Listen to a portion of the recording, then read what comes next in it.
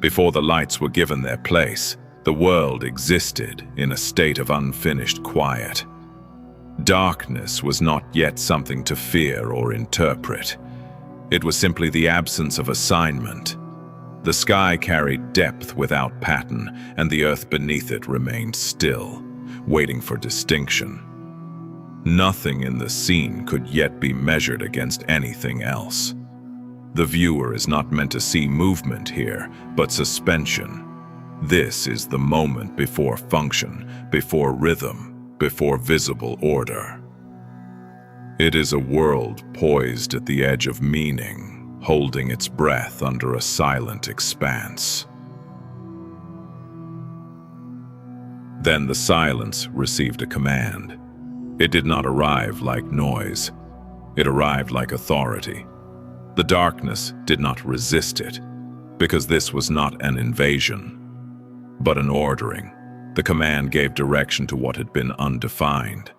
The sky began to yield a shape, not by force, but by appointment. Light was no longer merely present, it became purposeful. The scene marks the first transition from passive existence to structured function. Something higher than atmosphere, higher than shadow, and higher than human comprehension had begun to assign meaning to the heavens. The lights were not created to remain ornamental. They were assigned a function. Their presence would divide the day from the night, but their role extended further than that. They would become signs in the sky. They would regulate seasons. They would provide countable markers for days and years. In this moment, time ceased to be an abstract concept and became visible architecture. The heavens were no longer just above the earth. They were now instructing it. The sky became a readable system, and the world beneath it began to understand that rhythm could be seen, not only felt. Separation is not destruction. It is definition. When the light divided the day from the night, it did not erase darkness. It gave darkness a boundary. It did not abolish the day. It gave the day a form. What had been a continuous field now became legible through contrast. The world acquired edges. Human understanding could begin to distinguish one condition from another because difference had entered creation as a principle. The transition from brightness to darkness no longer felt accidental. It felt appointed. The cosmos was learning how to organize itself without confusion. The sky does not speak in words, yet it communicates with precision. Once the lights are placed, they become readable. Their motion, recurrence, and position all carry meaning. The viewer begins to understand that signs do not remove mystery, they organize it. The heavens become a language of repetition and expectation. Every visible pattern points beyond itself. The sky is no longer a blank ceiling. It is a structured field that teaches the world how to anticipate order. That is the beginning of cosmic intelligibility. The heavens do not merely shine, they regulate.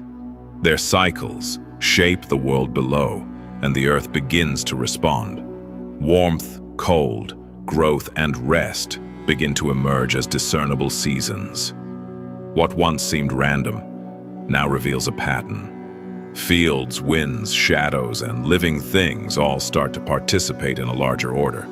The sky is no longer simply above the earth, it is in conversation with it, and that conversation is precise enough to be trusted. The world now has recurring intervals, and life can begin to adapt to them.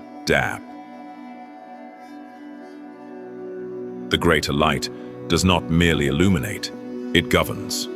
Under its rule, the day acquires clarity, distance, and motion. Shadows shorten, surfaces reveal texture.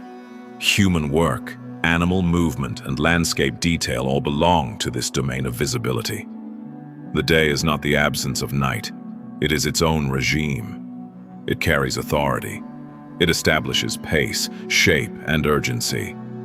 The greater light makes the world more exact. Paths appear, edges sharpen, ordinary things become visible enough to matter. Night is not lawless. It has been given a ruler. The lesser light enters the darkness and gives it shape without erasing it.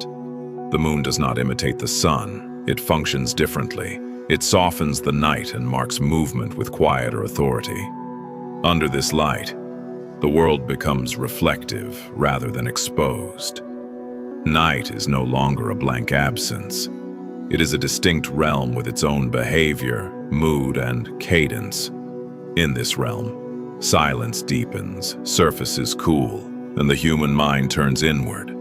The lesser light governs not by force, but by presence. The stars are not a decorative afterthought. They are added as part of the structure of the heavens, extending order into vastness. Where the eye might otherwise see only emptiness, the stars establish scale and orientation. They turn distance into something countable. They transform the sky from a ceiling into a field of depth. The night is no longer empty above the moon. It is layered. It is alive with countless points that suggest measure beyond immediate sight. The stars do not crowd the sky. They complete it. Their presence teaches the viewer that order can be many and still remain coherent. The heavens do not keep their light for themselves. Their purpose reaches downward.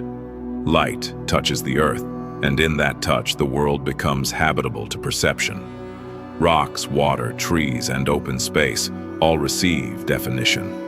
Nothing is merely floating in darkness anymore. Everything is now encountered under illumination. This is more than visibility. It is relation. The sky gives to the earth, and the earth receives. That exchange makes creation legible. The physical world can now be seen as ordered rather than merely existing. At this stage, the world understands that light and darkness are not merely conditions. They are domains with defined limits. The division between them prevents confusion. Day does not collapse into night. Night does not erase day. Each remains what it is because each has been placed in relation to the other. That relation is the form of order. The heavens now govern the world with precision. What once seemed undefined becomes steady. What once seemed indistinct becomes readable. The cosmos is not being filled at random. It is being administered. The firmament is not empty space. It is structured space. It holds the lights where they belong and allows their functions to remain distinct. Stability is one of the deepest forms of power here. Nothing is adrift. Nothing is misplaced. The sky does not collapse under what it carries. It sustains the order placed within it. This is what makes the cosmos intelligible. Not that it is crowded, but that it is held. The lights remain in relation to the expanse, and the expanse remains faithful to the order given to it. That fidelity is what makes the world feel complete. The movement of the lights now becomes a repeatable measure. Evening follows morning, and morning follows evening. Not as a loss, but as a cycle. The pattern itself is the point. What was given above now marks what is lived below. Time is no longer a vague passage. It has a recognizable pulse. The world can count by it. The viewer understands that order is not only spatial, it is temporal. The heavens make the day feel numbered and the night feel purposeful. This cycle is not exhausting. It is stabilizing. It tells the world that creation has entered continuity. Now the fourth day stands complete. The sky has been assigned, the lights have been placed, and the rhythms above now govern the rhythms below. Completion here does not mean the end of movement. It means the success of order. What was intended has been established. The creation of the lights is not merely an aesthetic event, it is functional fulfillment. The heavens do what they were made to do. They divide, they measure, they illuminate, they govern, they guide. And because they do so faithfully, the world becomes coherent. The human witness does not dominate the scene, the witness receives it. Beneath the ordered sky, the human figure becomes small, not diminished, but correctly placed. Awe arises because the world is larger than the observer, and yet the observer is allowed to understand it. That is the gift of order, not control, but intelligibility. The witness looks upward and sees that the heavens are not random, not decorative, and not indifferent. They are appointed. Their purpose is visible in their recurrence, their separation, and their steadiness. In that recognition, fear gives way to clarity. The world is not chaotic, it is governed. What has been placed in the heavens remains there in faithful order. The lights do not need to announce themselves. They simply do what they were appointed to do. The day is measured, the night is measured, the seasons are measurable, the earth is illuminated, the world is readable, and in that readability there is goodness, not sentimental goodness, but ordered goodness. A creation that functions as intended does not need to shout its success. It displays it through stability. The heavens hold, the light serves, the world continues.